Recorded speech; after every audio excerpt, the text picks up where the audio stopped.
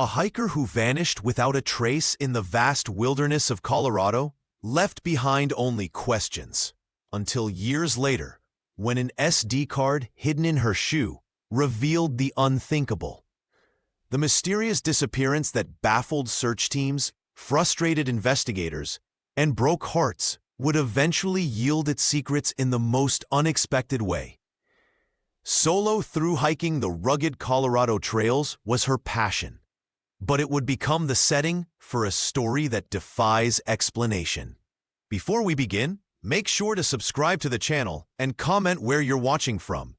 September 14th, 2015, began with a brilliant sunrise over Denver, its golden rays streaming through the windows of the police department, where a ceremony was about to take place.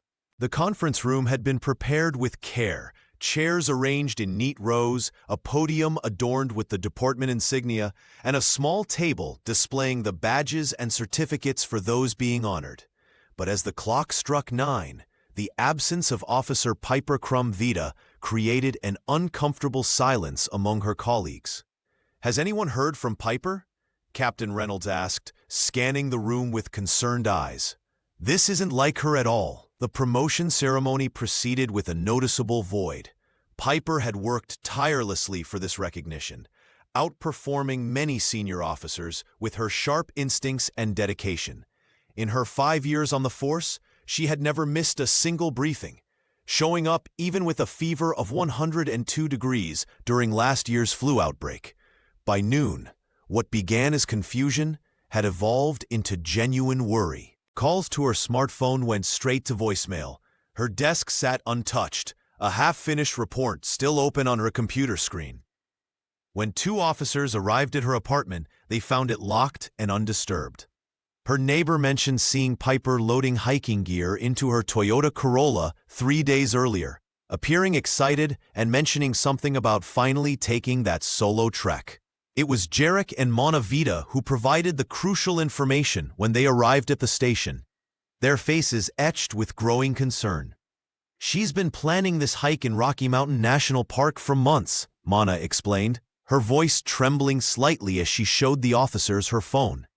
"This was the last message I received from her."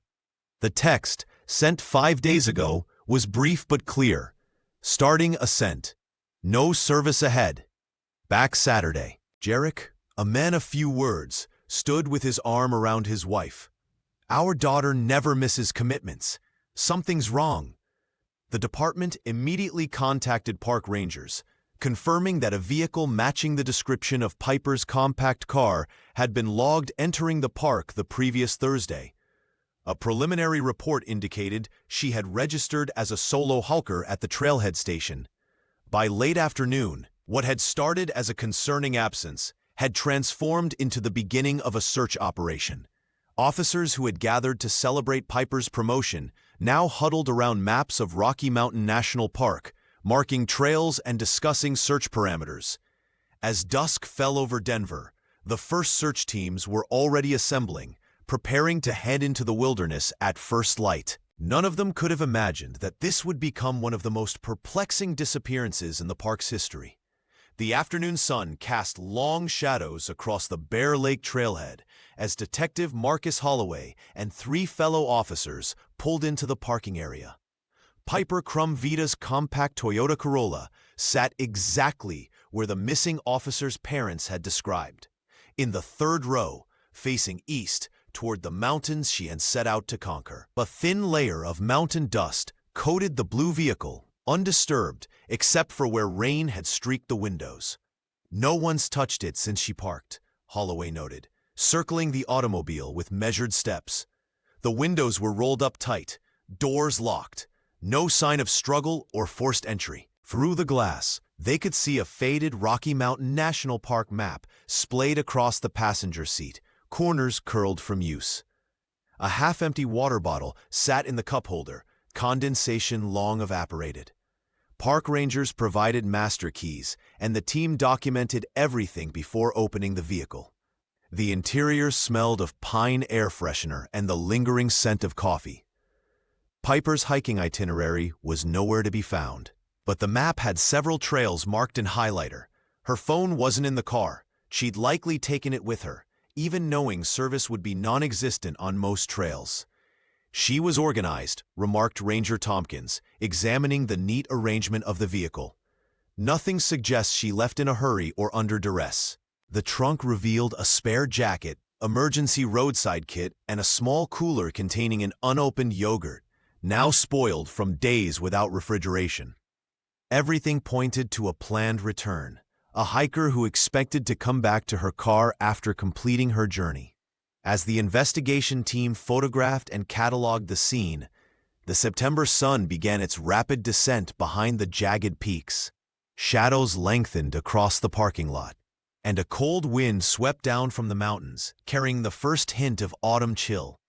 Several hikers returning from day trips stopped to offer information, but none remembered seeing a woman matching Piper's description on the trails. By 6 o'clock, with daylight fading fast, the first search and rescue teams arrived with gear and tracking dogs. Maps were unfolded on vehicle hoods as team leaders divided the initial search grid. Headlamps bobbed like fireflies as the first teams headed up the main trail, calling Piper's name into the darkening forest. "We've got maybe 2 hours of usable light," the search coordinator announced. "Let's cover as much ground as we can before full dark." As night fell over the Rockies, the empty Corolla sat under portable floodlights, a silent witness to whatever fate had befallen its owner, somewhere in the vast wilderness beyond the trailhead. Within 24 hours of Piper Crumvita's absence being noticed, what began as a routine missing person case transformed into one of the largest search operations in Rocky Mountain National Park's recent history. The Denver Police Department, unwilling to lose one of their own, immediately coordinated with Larimer County Search and Rescue to establish a command center at the Bear Lake Trailhead, where her compact car remained untouched. "We're treating this as a Priority 1 search," announced the Larimer County team leader, as specialized canine units arrived from Boulder. The highly trained dogs sniffed Piper's belongings from her vehicle, their handlers watching intently as they picked up scents that quickly disappeared into the vast wilderness. By midday, the Colorado Parks and Wildlife had deployed 3 helicopters that buzzed methodically over the ridgelines, their pilots scanning alpine meadows and dense forests for any sign of movement or color that might indicate a stranded hiker. The distinctive thump of rotor blades echoed through valleys as radio communications crackled between ground teams and aerial support. Jarek and Mana Vita arrived at the command post, their faces etched with worry. "She knows these mountains," Jarek insisted, spreading out a map identical to the one found in Piper's car. "Our daughter wouldn't just vanish without leaving some kind of trail." Fellow officers from Denver formed the core of the ground search teams, many having canceled leave or switched shifts to join the effort. They moved in precise grid patterns through the underbrush, calling Piper's name until their voices grew hoarse. The devotion to finding their colleague was palpable, a brotherhood and sisterhood extending beyond the badge into the wilderness. As daylight waned, the search teams reported the same frustrating results. No campsite had been discovered. No discarded gear lay along any trail. Even the soft earth near streams and muddy patches revealed no footprints matching Piper's hiking boots. It was as if she had simply evaporated into the thin mountain air. "It's unusual," muttered an experienced park ranger to his colleague. "Even experienced hikers leave some trace of their passage." He'd been searching these mountains for 20 years and had never seen someone disappear so completely. As night fell, the temperature dropped sharply, and the search teams reluctantly returned to base. Portable floodlights illuminated the command center, where maps were marked with completed search zones and new areas to target at first light. The Vitas huddled together under an emergency blanket, refusing to leave, despite offers of accommodation in nearby Estes Park. The mountain darkness concealed its secrets well, and somewhere in that vast wilderness, Piper's fate remained unknown, a mystery that would haunt these peaks for years to come. As the search for Piper Crumvita entered its 3rd day, Detective Marcus Holloway pulled aside Lieutenant Sarah Chen, who was coordinating the ground teams. "We need to look deeper into her recent activities," he suggested, his voice low with concern. Something doesn't add up about this simple hike narrative. The investigation took an unexpected turn when Piper's credit card statements revealed a substantial purchase from Alpine Summit, a specialized outdoor equipment store in Boulder. 4 days before her disappearance, she had ordered nearly $2,000 worth of professional ice climbing gear, crampons, ice axes, specialized boots, and technical ropes. Yet just 48 hours later, she had canceled the entire order. "This doesn't make sense," Jarek Vida said, staring at the receipt investigators showed him. Piper's father ran his hand through his gray hair, confusion etched across his weathered face. "She never mentioned ice climbing to us. That's not something you just decide to do on a whim." Mona nodded in agreement, her eyes red-rimmed from sleepless nights. Piper was always methodical. If she was planning something dangerous, she would have trained for it first. That was her way. The discovery prompted a complete reassessment of the search parameters. If Piper had been contemplating ice routes, she might have ventured far from her stated hiking plan. Search coordinator Elaine Winters immediately redirected resources toward the western section of the park, where treacherous ice fields and steep couloirs attracted only the most experienced climbers. "We're looking at Glacier Gorge, Andrews Glacier, and the north face of Hallett Peak," Winters announced to the assembled rescue teams. She pointed to areas on the map marked with red circles. These are technical routes that would require exactly the kind of equipment Piper was considering.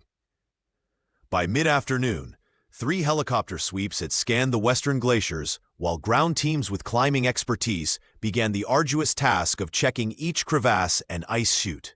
The terrain was brutal. Unstable ice formations, hidden crevasses, and near-vertical rock faces made progress painfully slow. "Why would she even consider this?" muttered a park ranger as his team carefully traversed a narrow ledge. "Solo ice climbing is practically suicidal, even for experts." Back at command base, investigators interviewed staff at Alpine Summit. The sales associate who had helped Piper remembered her clearly. She asked very specific questions about the gear, he recalled. Wanted to know which axes were best for vertical ice.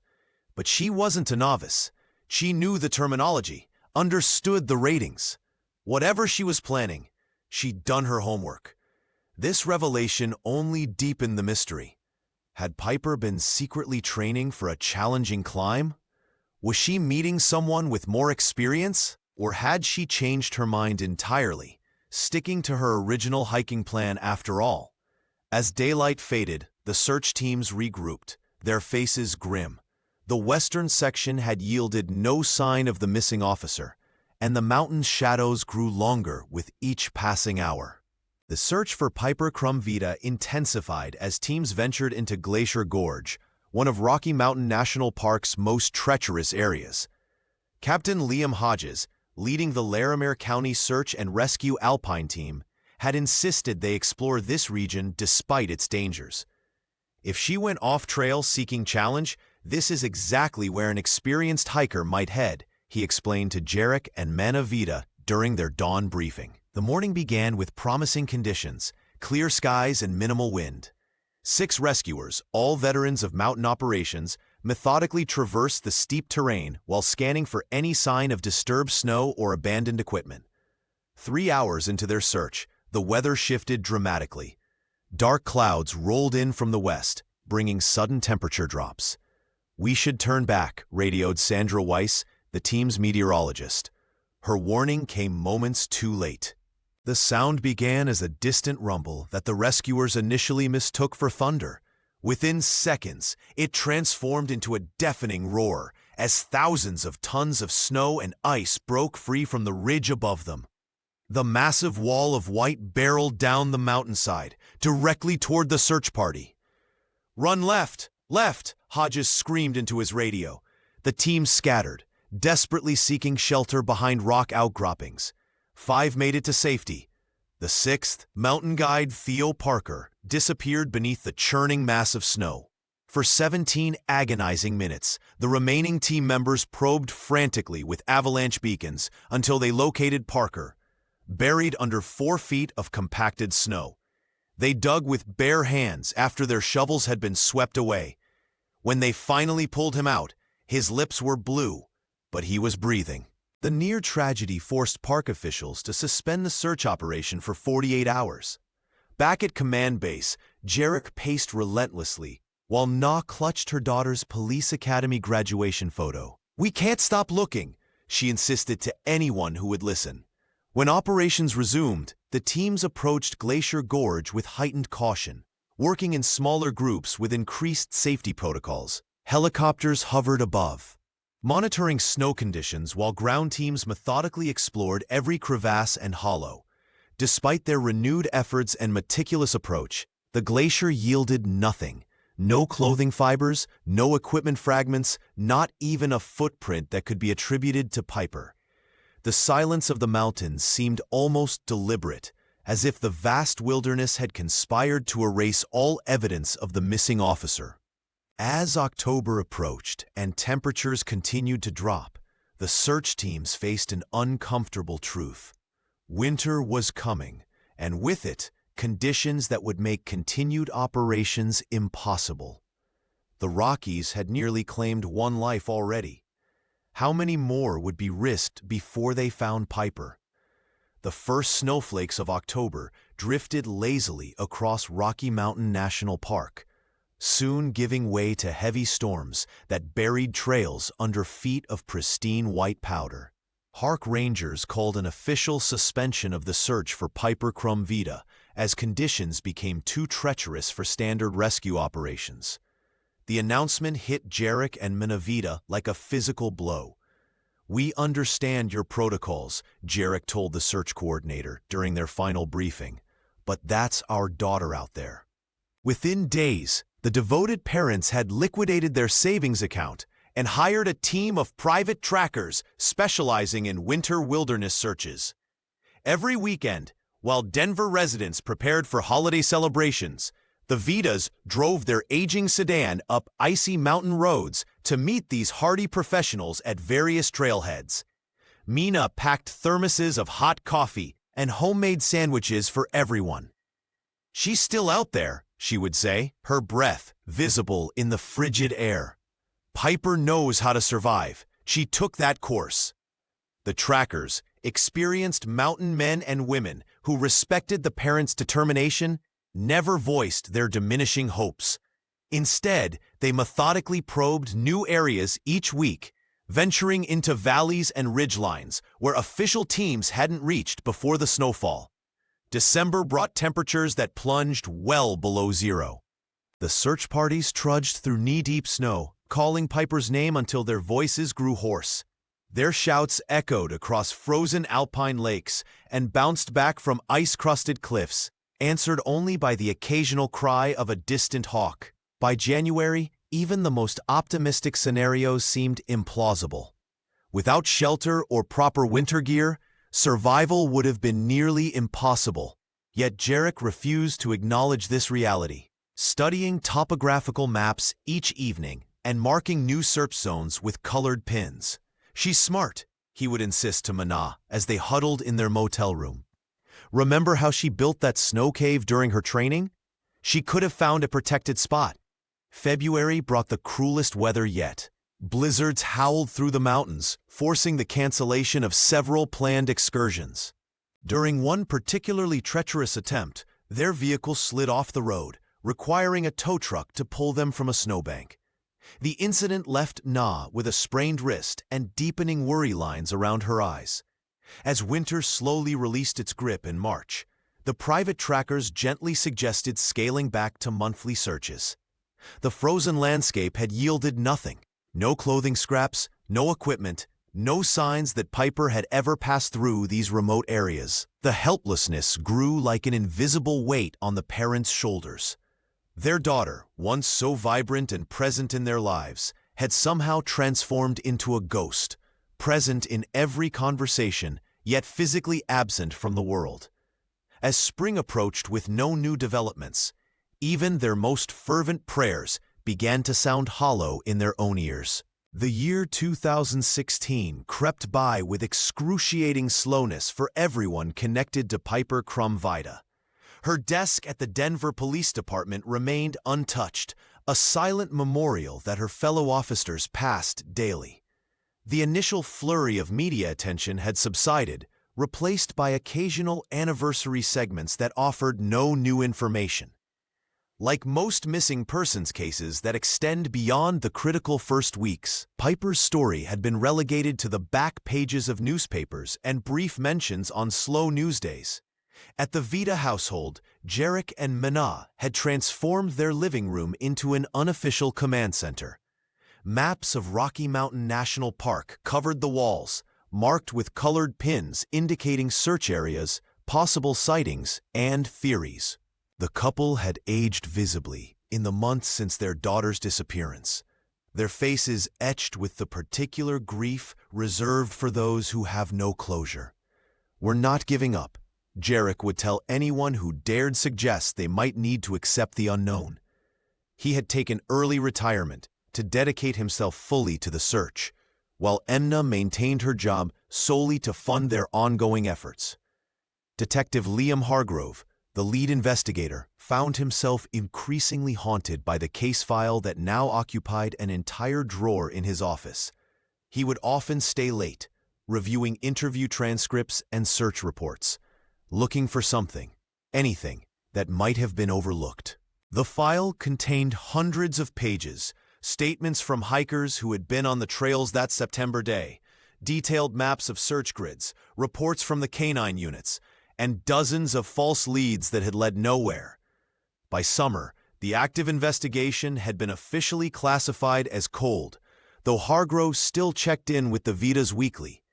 The detective had developed a theory that Piper might have encountered foul play from another hiker. But without evidence or a body, it remained just that, a theory. The Rocky Mountains had claimed hikers before. The wilderness area's vast expanse, sudden weather changes, and treacherous terrain made it a perfect place for people to vanish without a trace. Park rangers maintained a sobering list of unsolved disappearances dating back decades. Piper's name had become just another entry in this grim catalog. As autumn 2016 gave way to a second winter, hope dimmed like the shortening days. The case seemed destined to remain one of Colorado's enduring mysteries until July 2017, when a field biologist working in a remote section of the park would stumble upon something that would reignite the investigation and change everything.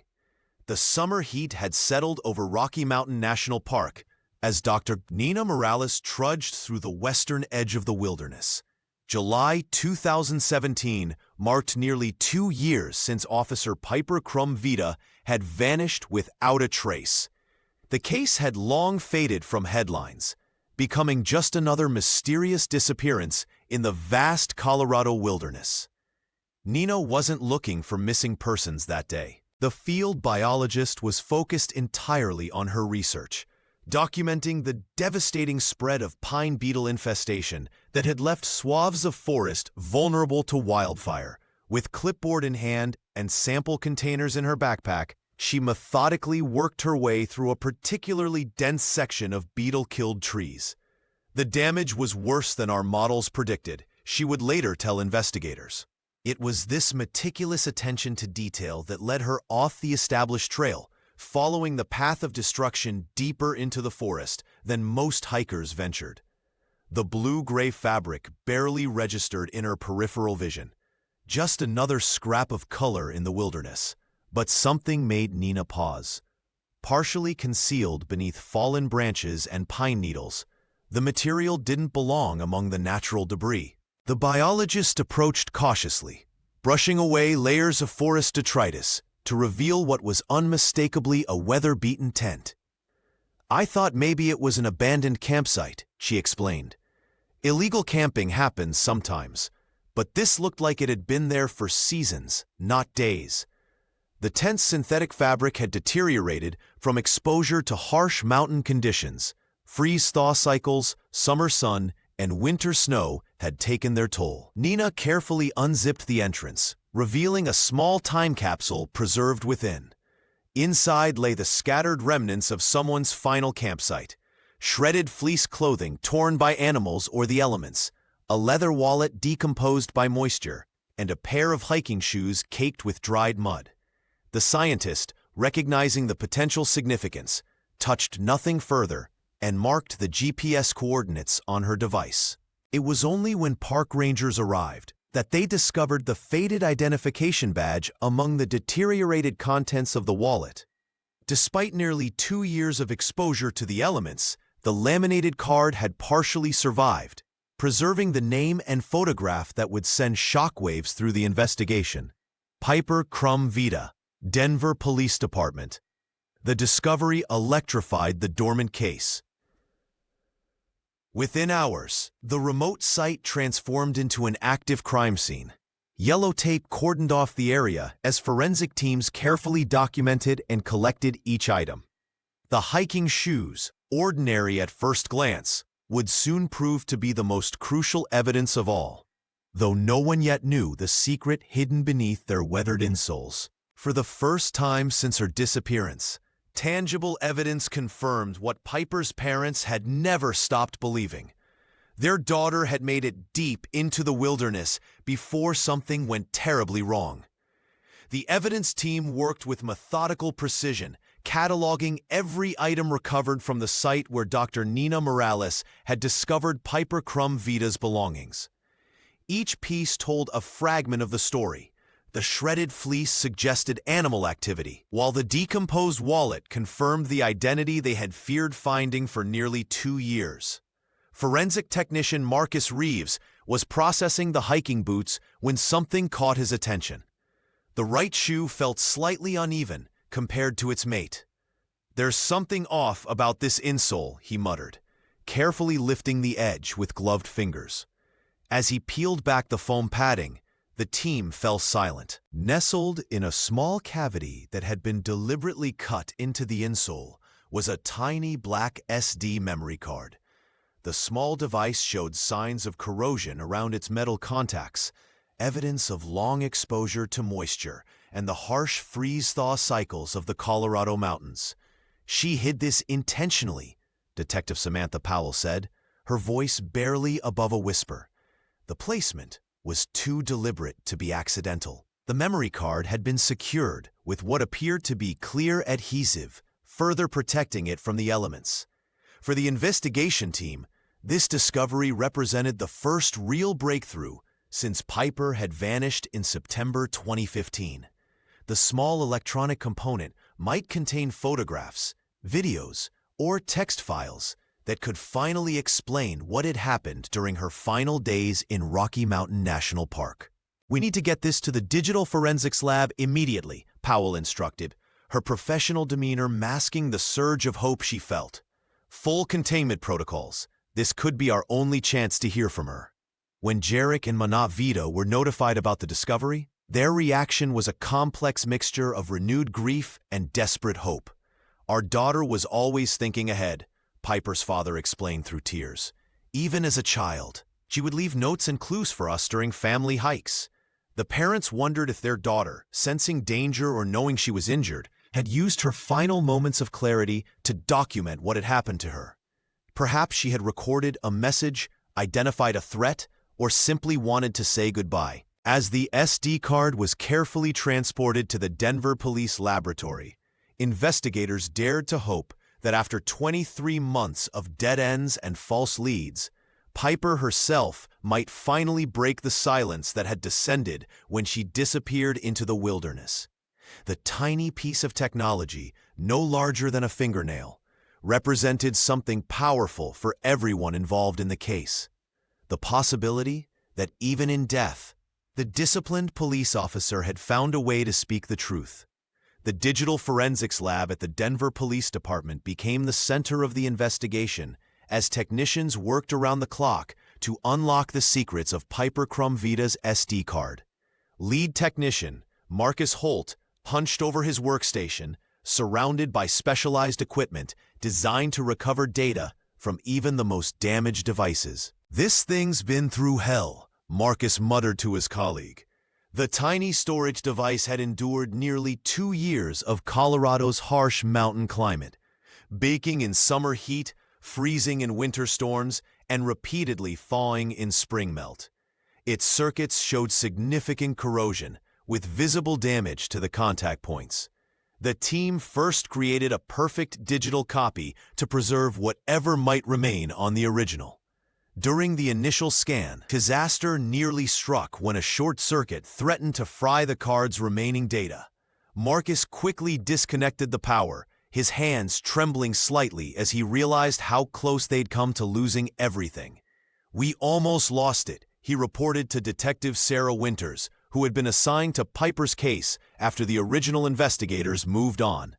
"The moisture damage is extensive. Whatever Officer Vita was trying to preserve, nature did its best to erase it." For 3 days, the lab employed increasingly desperate recovery methods. They used specialized software designed for corrupted media and even attempted to rebuild portions of the card's damaged controller chip.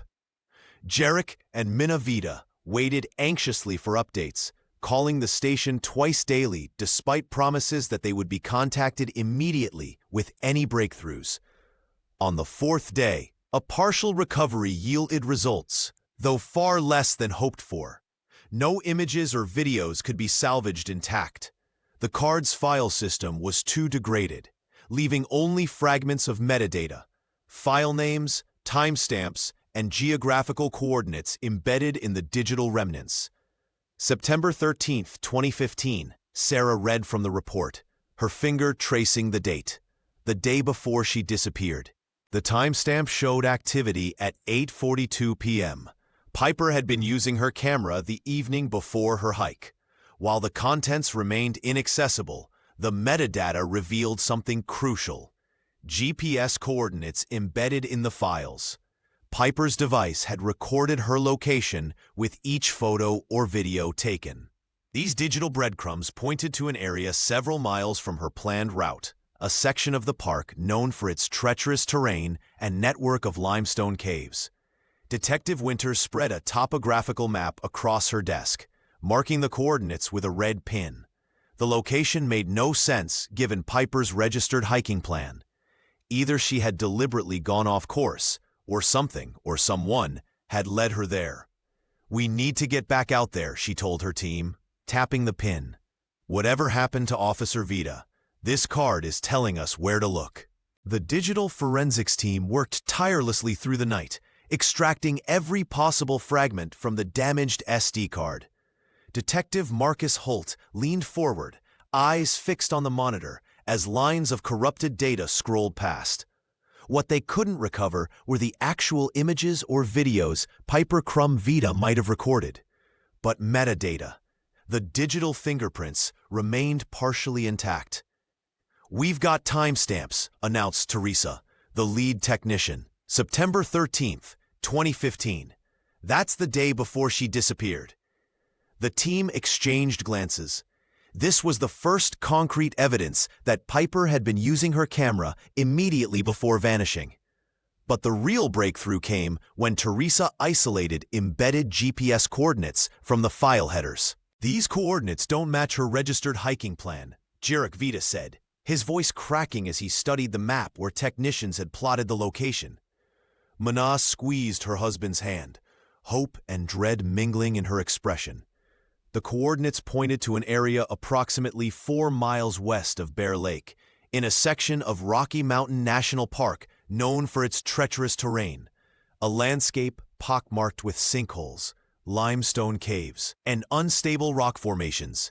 It was nowhere near the trail Piper had told her parents she would take. "Why would she go there?" Minna whispered. "She was always so careful, so prepared." The question hung heavily in the air. Had Piper deliberately changed course, seeking something or someone in that remote area? Or had she been led there against her will? Park rangers familiar with the region confirmed that the area was rarely visited by casual hikers. "Those caves require specialized equipment and experience," explained Ranger Collins. "Some extend hundreds of feet underground. If someone went in unprepared..." He didn't need to finish the thought. The Denver Police Department quickly assembled a specialized expedition team, including geologists, cave rescue experts, and 2 officers who had worked closely with Piper before her disappearance. Equipment was gathered: ropes, helmets, communication devices designed to work underground. "We'll need ground-penetrating radar," suggested Dr. Nina Morales, the biologist who had found Piper's tent. Having joined the investigation, her expertise in the park's terrain proved invaluable. The limestone formations create chambers that could easily hide evidence. As preparations accelerated, investigators revisited every statement, every interview from the original search.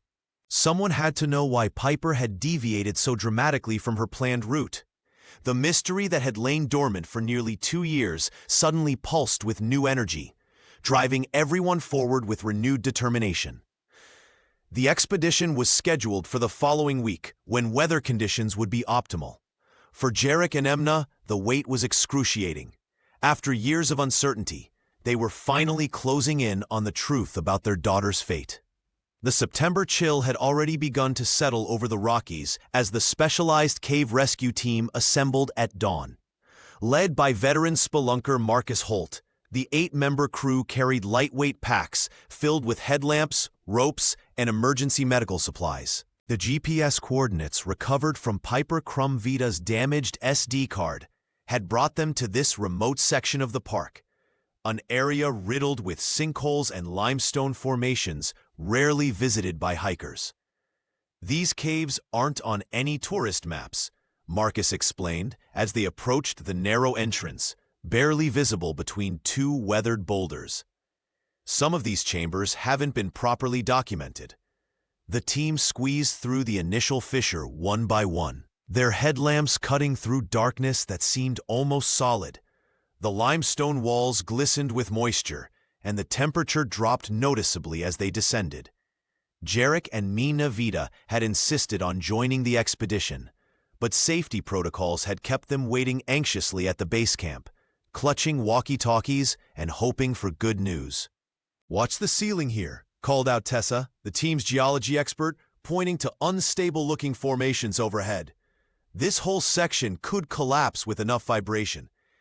They navigated through 3 increasingly narrow chambers, sometimes forced to crawl on their stomachs through passages barely wider than their shoulders. The 4th chamber opened slightly, allowing them to stand hunched over. Their breath formed clouds in the beam of their lights. "Check every nook," Marcus instructed. "If Piper was here, she might have left something behind." For 2 hours, they methodically examined the cave system, documenting everything with photographs. It was Raj, the youngest team member, who made the discovery in a shadowed alcove near the back wall of the 5th chamber.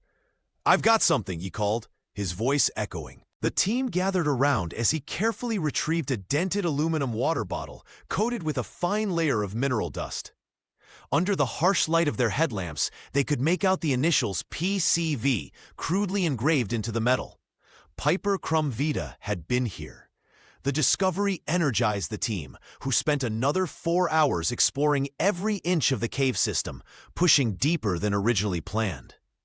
But despite their thorough search, they found nothing else. No camera, no additional equipment, no human remains, just the solitary water bottle abandoned in darkness.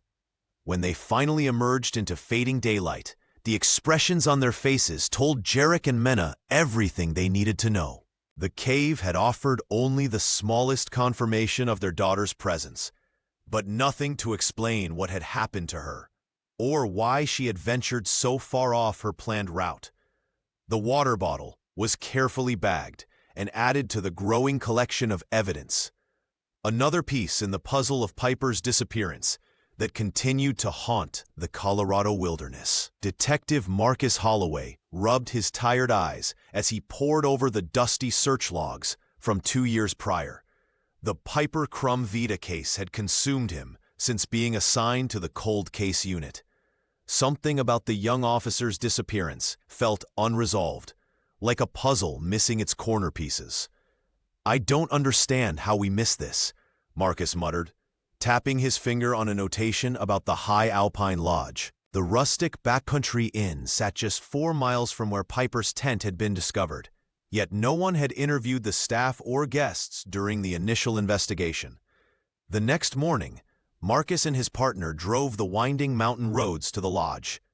The wooden structure stood defiant against the elements, its weathered logs telling stories of harsh winters and brief, beautiful summers. Inside, they found Quila Brasher, the 60-something owner whose family had run the establishment for 3 generations. "Officers," she said, wiping her hands on a dishcloth, "what brings Denver police all the way up here?" When they showed her Piper's photograph, Quila's expression changed immediately. "Oh my," she whispered. "I remember her. Pretty girl, quiet. She stayed here for dinner about 3 days before that big search started." Marcus felt his pulse quicken. "Was she alone?" Quila shook her head slowly. "No, that's what struck me as odd. She came in with a man I didn't recognize, not one of our regulars. They sat in the corner booth, talking intensely. She seemed uncomfortable." This revelation sent ripples through the investigation. For 2 years, everyone had believed Piper had been hiking solo. The possibility that someone else was with her changed everything about her disappearance. "Can you describe him?" Marcus asked, pulling out his notebook. "Tall, fit, outdoorsy type, dark hair with some gray at the temples. They weren't romantic, I can tell these things. More like she was listening to him explain something. He did most of the talking." The detective showed Quila photographs of known associates, park rangers and guides who worked in the area. She studied each one carefully, the weight of her testimony evident in her furrowed brow. "I can't be certain after all this time," she admitted, "but something about their conversations seemed important. She was taking notes on her phone at one point." This new lead breathed life into the dormant case. Someone had seen Piper Crumvita in the critical window before she vanished, not alone on the trail as everyone had assumed, but in the company of an unidentified man. The question now haunting investigators: was this person a witness, a companion, or something far more sinister? The investigation team gathered in the Denver Police Department conference room, a palpable electricity in the air. For the first time since Piper Crumvita vanished, they had a potential breakthrough. Someone who placed her with another person before her disappearance. "This changes everything," Detective Harmon said, spreading photos across the table. "If Quila Brasher saw Piper sharing a meal with an unidentified male at the High Alpine Lodge, we finally have a lead on who might have been with her when she went off trail." The team immediately dispatched 2 officers to conduct a formal interview with Quila. They arrived at the rustic backcountry inn by late afternoon, where the owner greeted them with nervous energy. She described seeing a female officer dining with a bearded man in hiking gear 3 days before Piper was reported missing. "They seemed comfortable together," Quila explained, pouring coffee with shaky hands. "Not romantic, more like they were planning something. They had mats spread out between them." Jarek and Manavita received the news with cautious hope. After 3 years of dead ends, the possibility that someone had seen their daughter, alive and seemingly well, just before her disappearance, felt like a lifeline thrown into dark waters. "Did she seem afraid?" Mana asked during the conference call, her voice barely steady. "Did she look like she was in trouble?" The investigators assured Piper's mother that Quila had described a normal, even animated conversation, but the breakthrough collapsed just 24 hours later. After reviewing several photographs of Piper online, including candid shots from her police academy graduation, Quila called the detective's cell phone in tears. "I made a terrible mistake," she sobbed. "The woman I saw, she had similar coloring and build, but looking at these photos now, it wasn't your missing officer. I'm so sorry." The team pressed for details. Could she describe the woman she actually saw? Would she sit with a sketch artist? But Quila's memory had become contaminated by the investigation itself. She second-guessed every detail, unable to separate what she'd actually witnessed from what she'd later seen in news reports. The final blow came when investigators requested surveillance footage and guest records. The lodge, being deliberately rustic and off-grid, maintained minimal paperwork and had no security cameras. "We cater to people who want to disconnect," Quila explained apologetically. "Most guests pay cash. We don't even have reliable electricity, let alone video systems. Back in Denver, the case board that had briefly come alive with red string and new theories returned to its previous state. Jarek and Mana's fleeting hope dissolved into familiar despair. "We're exactly where we started," Detective Harmon admitted, closing the folder on Quila's statement. No witnesses, no companion, no new leads. 3 years had passed since Piper Crumb-Vita vanished in the mountains. The case had gone cold until January of 2018, when Detective Marsha Reynolds was conducting a routine audit of old training records at the Denver Police Department. As she flipped through dusty files, a familiar name caught her eye. Wilderness Survival Training. Instructor, Vaughn Goh. Student, Piper Crumb-Vita. The detective paused, her coffee forgotten. The connection seemed insignificant at first. Many officers took wilderness training, but something made her pull the file. Piper had completed the intensive 2-week course just 6 months before her disappearance, earning high marks for navigation and emergency preparedness. Curious, Reynolds ran a background check on the instructor. Vaughn Goh had left the department's training division shortly after Piper's course, and now worked as a licensed wilderness guide in Rocky Mountain National Park, the very place where the officer had vanished. "Something about this doesn't sit right," she muttered to her partner as they dug deeper into Goh's history. What they discovered sent a chill through the investigation team. 15 years earlier, Goh had been convicted of a violent robbery in Wyoming. He had served 4 years before having his record sealed through a rehabilitation program. Somehow, this red flag had evaded multiple background checks. First, when he joined the police training staff, and later, when he obtained his guiding license. The team pulled surveillance photos of Goh leading hiking groups through the park. Now, 43, he appeared fit and confident, with the weathered face of someone who lived outdoors. His client reviews praised his knowledge of hidden trails and remote areas of the park, including several near where Piper's belongings had been discovered. He would have known exactly where those caves were, Reynolds noted, spreading a topographical map across the conference table. And he knew Piper personally through the training program. The connection was tenuous but undeniable.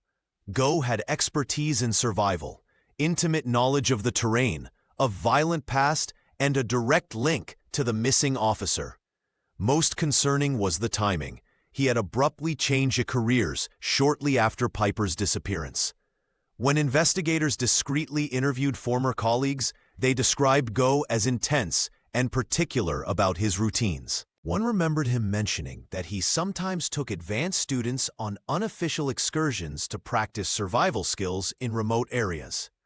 "We need to approach this carefully," the lead detective warned. "If he's involved, we can't spook him." The team began planning surveillance operations, determined to discover if the wilderness guide with a hidden past held the key to Piper's fate.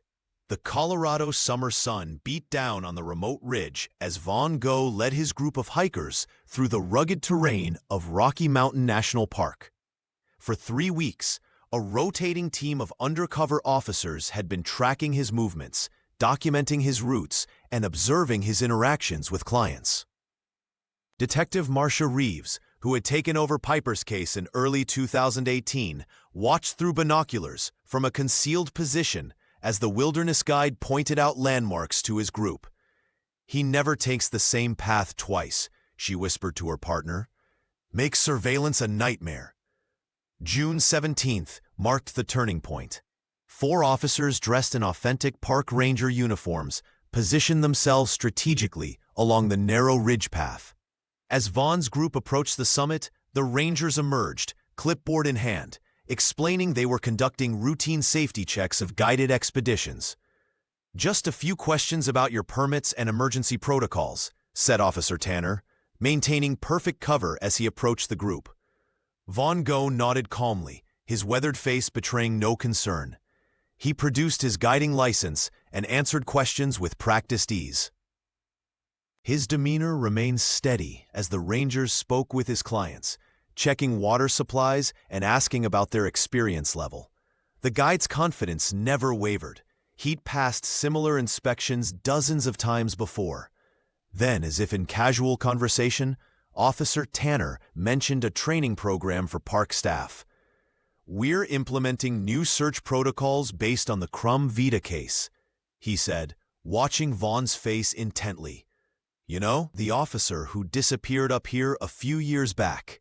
The change was subtle but unmistakable. Vaughn's shoulders tensed, and a muscle twitched beneath his left eye. His hand, previously relaxed at his side, curled into a tight fist. "I remember hearing something about that," he replied, his voice suddenly an octave higher. "Terrible situation."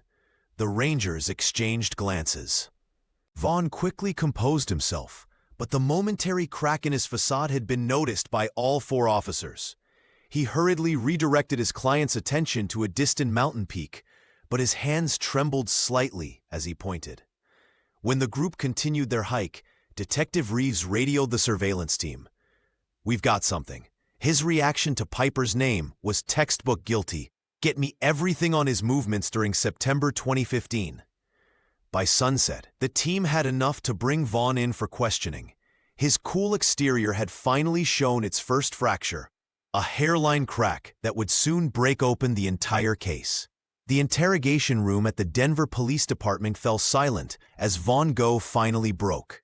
After 14 hours of questioning, the Wilderness Guide's composed facade crumbled under the weight of 3 years of secrets. "I met her at the lodge," he whispered, eyes fixed on his trembling hands. "Not as her instructor. Just two hikers crossing paths." Vaughn described how he and Piper Crumb Vita had struck up a conversation over dinner at the High Alpine Lodge. They discovered a mutual passion for the park's lesser-known routes, and he offered to show her a spectacular cave system off the main trails. She had agreed enthusiastically. She was different from most solo hikers, he said. Prepared, confident. I respected that. The next morning, they set off together, Piper leaving her original route behind without telling anyone of her change in plans. For hours, they navigated unmarked terrain, sharing stories of their lives in Denver. The guide admitted feeling a connection with her that he hadn't experienced in years. "When we reached the limestone caves, something changed," Vaughn continued, his voice barely audible. "She recognized my name from somewhere. Started asking questions about my past. Inside the shadowed cave, cornered by her persistent questioning, he confessed his criminal history.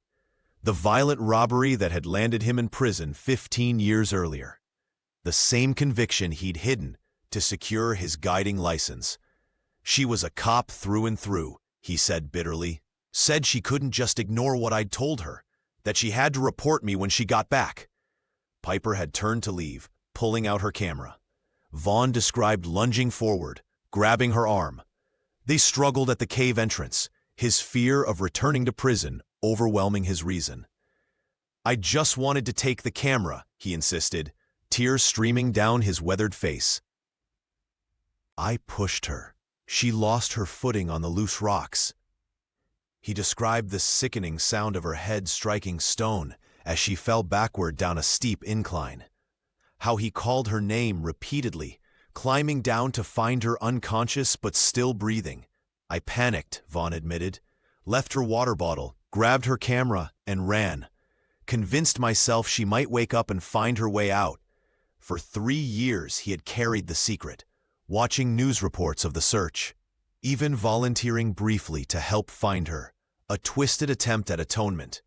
"I never meant to kill her," he whispered as officers prepared the formal charges.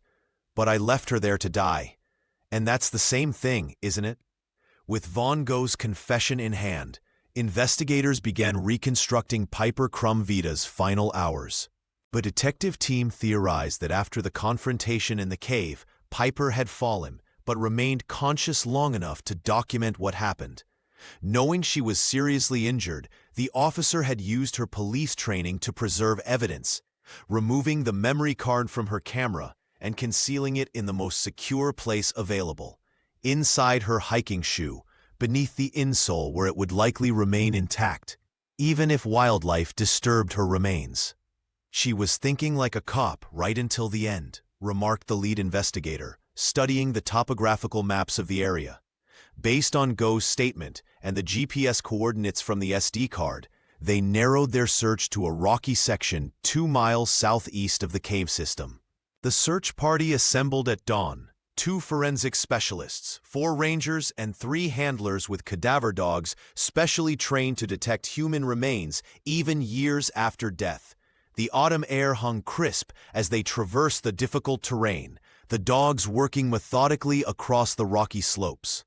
Just before noon, a German shepherd named Tracker alerted near a shallow rock overhang, the kind of natural shelter someone with survival training might seek when injured. Beneath a pile of dislodged stones and years of accumulated debris, they discovered what they had been searching for: human skeletal remains. The recovery took 7 painstaking hours. Each bone, each fragment was carefully documented, photographed, and collected. A silver chain with a small compass pendant, a graduation gift from Jarek and Mana to their daughter, confirmed what they already suspected. Back at the laboratory, forensic anthropologists worked tirelessly. The skull showed a distinct fracture pattern consistent with a fall against rock, exactly as Vaughn had described. There were no defensive wounds, no signs of prolonged struggle. The evidence supported his account of a push, a fall, and his panicked flight from the scene. "She didn't die immediately," the medical examiner explained to the investigation team. "Based on the evidence of movement after injury, she likely survived several hours, perhaps even a day, long enough to hide the memory card that would eventually lead authorities to her remains." The discovery brought a solemn conclusion to the 3-year mystery. The wilderness that had kept Piper hidden had finally yielded its secret, allowing investigators to piece together the truth that had eluded them for so long. Her final act, preserving evidence of what happened to her, reflected the same dedication to justice that had defined her career with the Denver Police Department. For the search teams who had never given up, finding Piper meant fulfilling a promise to bring her home. For her parents, it meant the beginning of a different journey, one of grief, acceptance, and eventually closure. The courtroom fell silent as Vaughn Go stood before the judge, his shoulders slumped in defeat. After months of legal proceedings, he had accepted a plea deal, admitting to manslaughter in the death of Piper Crumb-Vita. The judge's gavel echoed through the chamber as he announced the 20-year sentence in the Colorado State Prison System. Jarek and Mana Vita sat in the front row, their faces etched with the weight of 3 years of searching, hoping, and grieving. When given the opportunity to address their daughter's killer, Mana stepped forward, her voice steady despite her trembling hands. "You took our daughter, but you couldn't take her spirit," she said, meeting Go's downcast eyes. "Piper outsmarted you, even in death." The wilderness guide offered no defense, no explanation beyond what he'd already confessed. His final words to the court were simple: "I never meant for any of this to happen." 2 weeks after the sentencing, park rangers and police officers joined the Vitas for a solemn journey. Together, they carried Piper's remains down from the rocky overhang where she had spent her final moments. The procession moved slowly along the same trails that search teams had combed years earlier, passing the cave where the confrontation had occurred and the meadows where helicopters had once hovered. "She would have appreciated this," Jarek whispered to a young officer who had known Piper from the academy. "All of you, bringing her home with dignity." The memorial service drew hundreds from the Denver Police Department. Colleagues shared stories of Piper's dedication, her quick thinking during crisis situations, and her unfailing support of fellow officers. Her promotion to detective, which she had missed on that fateful September morning, was awarded posthumously, her badge presented to her parents in a polished wooden frame. In the months that followed, Na established a scholarship fund for women pursuing careers in law enforcement and wilderness safety. Jarek volunteered with Larimer County Search and Rescue, helping to train new recruits on evidence preservation techniques. Our daughter left breadcrumbs, Jarek told a group of trainees one crisp autumn afternoon. Even knowing she might not survive, she thought like an officer until the end. The bittersweet closure brought the Vitas a measure of peace they had not known since that bright September morning when their daughter set out alone. Though they would never hear Piper's voice again, her final act, hiding crucial evidence in her shoe, had spoken volumes about her character, her training, and her determination to ensure justice would eventually find its way through the wilderness. The digital forensics team spent months attempting to recover the corrupted files from Piper Krumvida's SD card. Despite employing cutting-edge recovery techniques, they managed to extract only fragmented metadata, timestamps, and GPS coordinates that confirmed she had recorded multiple videos in her final hours. The content itself remained inaccessible, her final testimony locked away by exposure to the harsh mountain elements. "It's like she's still speaking to us, but through a veil we can't quite pierce," said the lead technician at the Denver Police Lab. The metadata revealed Piper had filmed 6 separate videos over a 3-hour period after her confrontation with Vaughn, each recording progressively shorter, possibly indicating her weakening condition as she documented what happened. The case transformed how wilderness searches are conducted throughout the Rocky Mountain region. Rangers now advise all solo hikers to share detailed itineraries and carry emergency beacons, a protocol informally known as the Vita Protocol. At the Denver Police Department, her badge number was retired, and a memorial plaque installed in the briefing room where she should have received her promotion that September morning. For Jarek and Na, the resolution brought a complicated peace. "We found our daughter, but lost forever what she wanted to tell us," Mana explained at the dedication ceremony for a new search and rescue station named in Piper's honor. The couple established a foundation funding wilderness safety education and technology for evidence preservation in extreme environments. Hikers passing through the section of Rocky Mountain National Park where Piper was found often leave small stones at an unofficial memorial that formed naturally near the trail. Rangers have chosen not to remove it, recognizing its importance to the community that searched tirelessly for one of their own. The mystery of what exactly transpired in those caves continues to haunt investigators. While Go's confession provided the framework, the details died with Piper. Forensic analysis of her remains confirmed the fatal head injury, but couldn't verify whether it was truly accidental, as Go claimed. The uncertainty lingers, much like the corrupted data on the SD card, present but unreadable. Perhaps most poignant was the discovery that Piper had meticulously prepared her shoe to protect the evidence, wrapping the SD card in waterproof material before securing it beneath the insole. Even in her final moments, the officer's training and presence of mind never faltered. "Some mysteries aren't meant to be fully solved," reflected her former captain. "But Piper made sure we found enough truth for justice, even if we couldn't recover her final words."